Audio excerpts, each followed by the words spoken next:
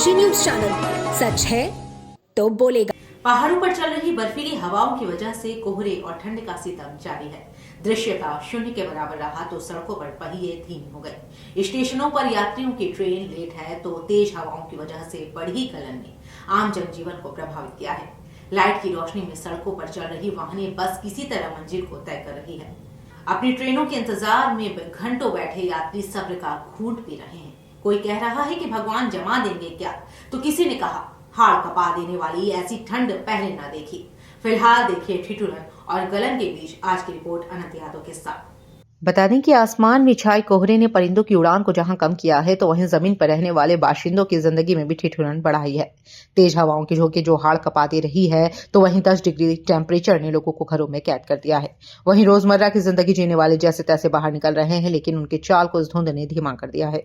बता दें कि कचहरी पर सड़कों की पट्टियां साफ नहीं दिख रही थी तो लोग वाहनों की लाइट ऑन करके धीमी गति से चल रहे थे, तो वहीं कैंट स्टेशन पर अपने गंतव्य को जाने वाले यात्री परेशान बैठे थे। वजह थी कि उनकी ट्रेनें कई घंटे लेट स्टेशन के फर्श और कुर्सियों पर बैठे यात्री परिसर में लगी घड़ियों तथा अनाउंसमेंट की और आंख कान किए पटरियों पर ट्रेन आने की राह जोह रहे हैं।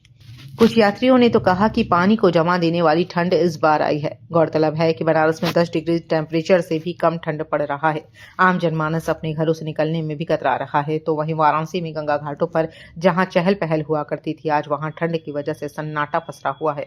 बस, ट्रेनें, सबकी रफ्तार धीमी हो गई है। जिला प्रशासन और नगर निगम की ओर से जगह जगह अलाव और रैन बसेरों की व्यवस्था की गई है ताकि बनारस में आने वाले पर्यटक और श्रद्धालुओं को ठंड की वजह से असुविधा का सामना न करना पड़े। पहाड़ियों में लगातार बर्फबाजी की वजह से या पूरे प्रदेश में कोहरा ठंड से लोग हुए परेशान। जहाँ की रेलवे हो या ट्रेन हो सब विलम्ब चल रही हैं और रोडवेज की बसें भी बहुत लेट चल रही, घंटा डेढ़ घंटे तक लेट चल रही हैं।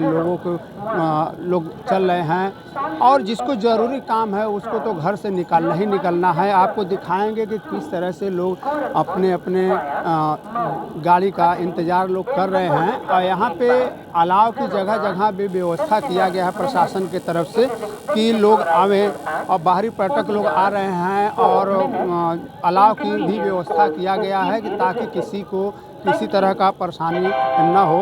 और बात की जाए तो घाट से लेकर पूरे प्रदेश में शीतलहर, यानी मतलब शीतलहर से लोग परेशान हैं। कोहरा घना घेरा हुआ है। आपको दिखाएंगे किस तरह से लोग घने कोहरे में जो ज़रूरी कामें हैं उस काम को लेकर लोग घर से निकल रहे हैं। और आपसे बात की जाए तो कैंट स्टेशन पर इस समय मौजूद हैं हम। कैंट स्टेशन का दृश्य आपको दिखा रहे हैं कि किस तरह से लोग अपने गंतव्य को जाने के लिए लोग यहाँ पे जुटे हुए हैं। अनंत यादव, डेन काशी न्यूज, वाराणसी। आप लोग कैसे जीवन यापन कर रहे हैं? सर देखिए, ये जो ठंड है इसमें जीवन यापन की बात तो होती नहीं, क्योंकि ये ठंड बहुत दिनों का नहीं है, कुछ दिनों के लिए होता है और ये ठंड बहुत ज़रूरी है।